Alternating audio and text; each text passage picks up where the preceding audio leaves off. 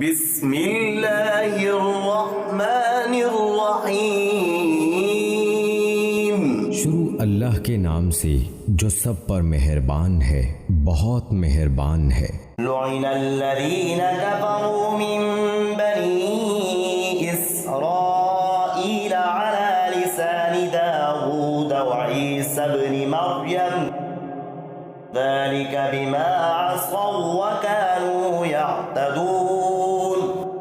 بنو اسرائیل کے جو لوگ کافر ہوئے ان پر داؤد اور عیسیٰ ابن مریم کی زبان سے لعنت بھیجی گئی تھی۔ یہ سب اس لیے ہوا کہ انہوں نے نافرمانی کی تھی اور وہ حد سے گزر جایا کرتے تھے۔ یعنی اس لعنت کا ذکر زبور میں بھی تھا جو حضرت داؤد علیہ السلام پر نازل ہوئی تھی، اور انجیل میں بھی تھا جو حضرت عیسیٰ علیہ السلام پر اتری تھی۔ كانوا لا يتناهون عن منكر فعلوه لبئس ما كانوا يفعلون۔ وہ جس بدی کا ارتکاب کرتے تھے اس سے ایک دوسرے کو منع نہیں کرتے تھے، حقیقت یہ ہے کہ ان کا طرز عمل نہایت برا تھا۔ ترى كثيرا منهم يتولون الذين كفروا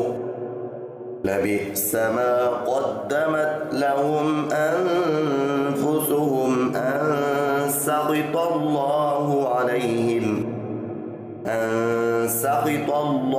عليهم وفي العذاب هم خالدون۔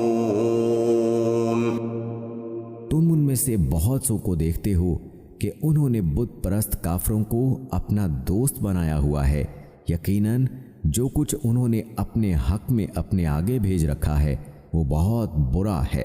کیونکہ ان کی وجہ سے اللہ ان سے ناراض ہو گیا ہے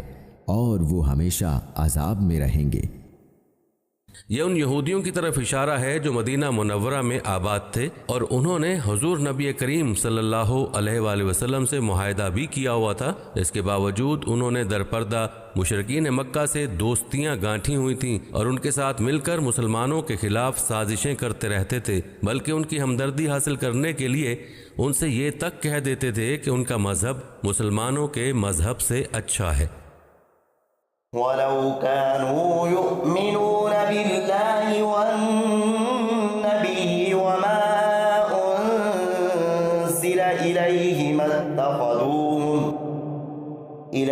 مَا اتَّخَذُوهُمْ أَوْلِيَاءَ وَلَكِنَّ كَثِيرًا مِّنْهُمْ فَاسِقُونَ۔ اگر یہ لوگ اللہ پر اور نبی پر اور جو کلام ان پر نازل ہوا ہے اس پر ایمان رکھتے تو ان بت پرستوں کو دوست نہ بناتے، لیکن بات یہ ہے کہ ان میں زیادہ تعداد ان کی ہے جو نافرمان ہیں۔ لَتَجِدَنَّ أَشَدَّ النَّاسِ عَدَاوَةً لِّلَّذِينَ آمَنُوا الْيَهُودَ وَالَّذِينَ أَشْرَكُوا وَلَتَجِدَنَّ أَقْرَبَهُم مَّوَدَّةً لِّلَّذِينَ آمَنُوا الَّذِينَ قالوا إِنَّا نَصَارَىٰ ذَلِكَ بِأَنَّ مِنْهُمْ قِسِّيسِينَ وَرُهْبَانًا وَأَنَّهُمْ لَا يَسْتَكْبِرُونَ۔ تم یہ بات ضرور محسوس کر لو گے کہ مسلمانوں سے سب سے سخت دشمنی رکھنے والے ایک تو یہودی ہیں اور دوسرے وہ لوگ ہیں جو کھل کر شرک کرتے ہیں، اور تم یہ بات بھی ضرور محسوس کر لو گے کہ غیر مسلموں میں مسلمانوں سے دوستی میں قریب تر وہ لوگ ہیں جنہوں نے اپنے آپ کو نصرانی کہا ہے۔ اس کی وجہ یہ ہے کہ ان میں بہت سے علم دوست عالم اور بہت سے تارک الدنیا درویش ہیں، نیز یہ وجہ بھی ہے کہ وہ تکبر نہیں کرتے۔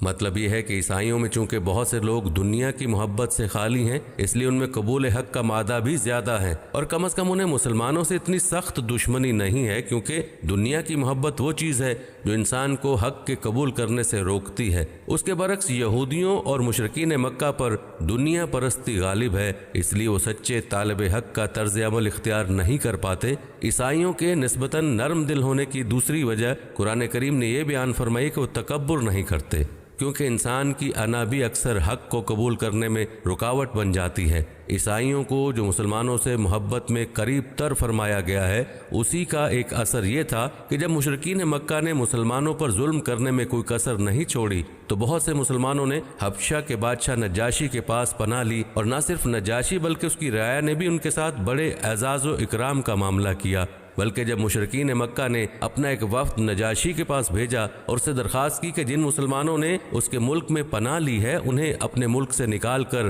واپس مکہ مکرمہ بھیج دے تاکہ مشرکین ان کو اپنے ظلم کا نشانہ بنا سکیں، تو نجاشی نے مسلمانوں کو بلا کر ان سے ان کا موقف سنا اور مشرکین مکہ کا مطالبہ ماننے سے انکار کر دیا، اور جو تحفے انہوں نے بھیجے تھے وہ بھی واپس کر دیے۔ لیکن یہاں یہ بھی یاد رکھنا چاہیے کہ عیسائیوں کو جو مسلمانوں سے قریب تر کہا گیا ہے، یہ ان عیسائیوں کی اکثریت کے اعتبار سے کہا گیا جو اپنے مذہب پر عمل کرتے ہوئے دنیا کی محبت سے دور ہوں اور ان میں تکبر نہ پایا جاتا ہو، لیکن اس کا یہ مطلب نہیں کہ ہر زمانے کے عیسائیوں کا یہی حال ہے۔ چنانچہ تاریخ میں ایسی بھی بہت مثالیں جن میں عیسائیوں نے مسلمانوں کے ساتھ بدترین معاملہ کیا۔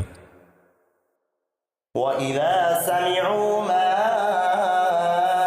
أُنزِلَ إِلَى الرَّسُولِ تَرَىٰ أَعْيُنَهُمْ تَفِيضُ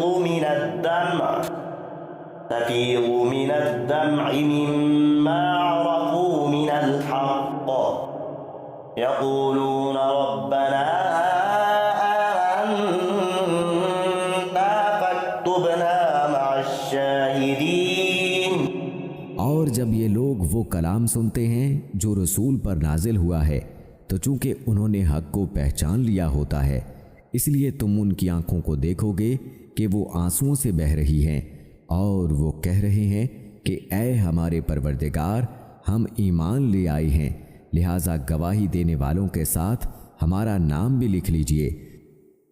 جب مسلمانوں کو حبشہ سے نکالنے کا مطالبہ لے کر مشرکین مکہ کا وفد نجاشی کے پاس آیا تھا تو اس نے مسلمانوں کو اپنے دربار میں بلا کر ان کا موقف سنا تھا۔ اس موقع پر حضرت صلی اللہ علیہ وآلہ وسلم کے چچا زاد بھائی حضرت جعفر ابن ابی طالب نے اس کے دربار میں بڑی مؤثر تقریر کی تھی، جس سے نجاشی کے دل میں مسلمانوں کی عظمت اور محبت بڑھ گئی، اور اسے اندازہ ہو گیا کہ حضرت صلی اللہ علیہ وآلہ وسلم وہی آخری نبی ہیں جن کی پیشن گوئی تورات اور انجیل میں کی گئی تھی۔ چنانچہ جب حضرت صلی اللہ علیہ وآلہ وسلم مدینہ منورہ تشریف لے گئے تو نجاشی نے اپنے علماء اور راہبوں کا ایک وفد آپ کی خدمت میں بھیجا۔ حضرت صلی اللہ علیہ وآلہ وسلم نے ان کے سامنے سورہ یاسین کی تلاوت فرمائی، جسے سن کر ان لوگوں کی آنکھوں میں آنسو آ گئے، اور انہوں نے کہا کہ یہ کلام اس کلام کے بہت مشابہ ہے جو حضرت عیسیٰ علیہ السلام پر نازل ہوا تھا۔ چنانچہ یہ سب لوگ مسلمان ہو گئے،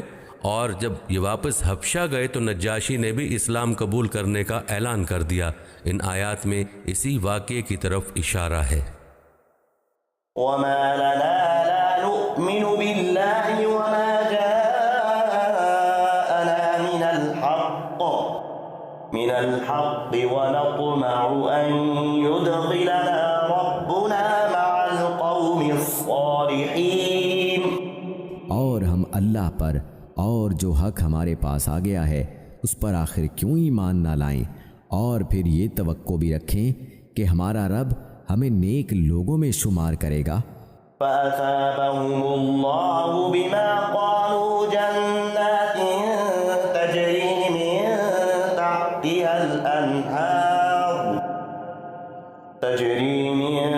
تَحْتِهَا الْأَنْهَارُ خَالِدِينَ فِيهَا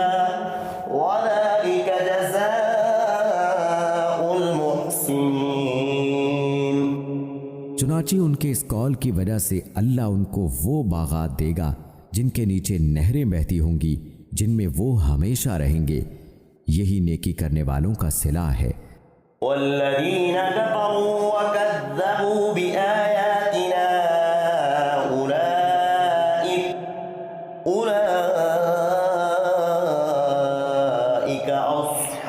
الجحیم، اور جن لوگوں نے کفر اپنایا ہے اور ہماری آیتوں کو جھٹلایا ہے وہ دوزخ والے لوگ ہیں۔